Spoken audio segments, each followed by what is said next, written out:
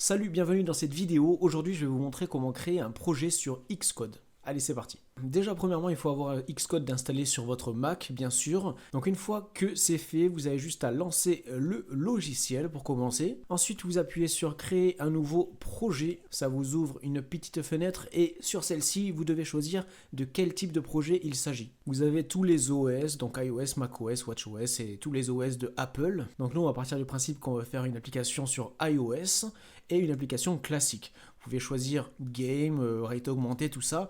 Ça va changer les fichiers qui seront créés par défaut. Ça va vous créer des fichiers qui vous serviront de base. Nous, on va partir sur une application classique, App, et ça vous amène sur cette page-là.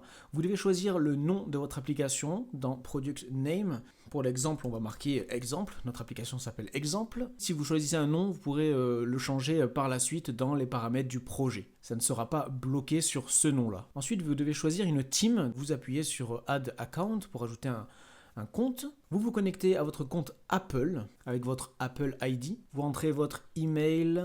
Hop, vous faites suivant, vous rentrez votre mot de passe, bam, ensuite vous faites suivant, donc ça va vous connecter à votre compte, et donc ça y est, vous pouvez fermer cette fenêtre, et maintenant choisir votre compte, bam, et ensuite on va passer à l'Organization Identifier, donc là en fait il va falloir mettre, si vous avez un site web, donc c'est parfait, par exemple si votre site web c'est exemple.com, vous avez juste à marquer com.exemple. On inverse ici l'extension du site web et le nom du site web.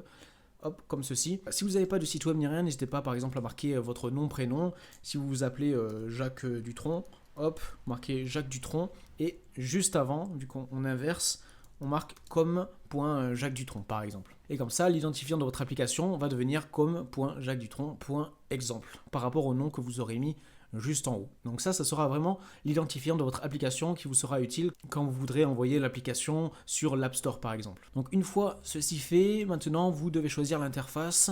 Vous avez le choix entre Swift UI et Storyboard. Storyboard, c'est l'ancienne manière de créer des applications iOS, tout ça. Nous on va laisser Swift UI. Pour le langage, eh bien vous choisissez Swift. Ensuite, pour le stockage, vous avez différentes manières de gérer le stockage dans votre application. Vous pouvez choisir Swift Data ou Core Data. Swift Data est plus récent par rapport à Core Data. C'est assez nouveau au moment où je tourne cette vidéo, Swift Data. Mais on va laisser None pour pas mettre du système de stockage. Là aussi, encore une fois, si vous mettez None, rien ne vous empêche par la suite dans votre projet de vous servir de Core Data par exemple. Donc là, hop, on laisse None. Vous pouvez choisir oui ou non d'inclure les tests. On ne va pas inclure les tests. Ça vous permet d'effectuer, comme son nom l'indique, différents tests sur vos applications. Là aussi, vous pouvez les ajouter par la suite. On va essayer tout ça de base pour avoir un projet clean par défaut pour commencer sur de bonnes bases.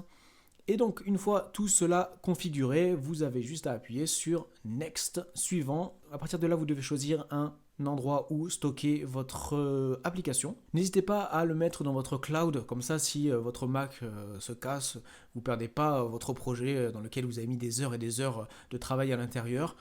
Donc stockez ça où vous le désirez. Et une fois cela fait, vous pouvez appuyer sur Create, créer, et ça va créer le projet dans l'endroit où vous l'avez indiqué, de la façon dont vous l'avez préconfiguré. Et à partir de là, maintenant, il ne vous reste plus qu'à créer votre application. Si vous êtes débutant dans le domaine, n'hésitez pas, j'ai mis un lien dans la description de la vidéo, j'ai créé une formation gratuite de 45 minutes qui vous montre de A à Z comment j'ai créé une petite application. Voilà, c'est un petit guide pour les débutants, si vous êtes dans ce cas-là, n'hésitez pas à aller voir ça, c'est gratuit, vous cliquez dans le lien, le premier lien dans la description, vous rentrez votre email et comme ça je vous envoie la vidéo. Sur ce, du coup c'est la fin de cette vidéo-là.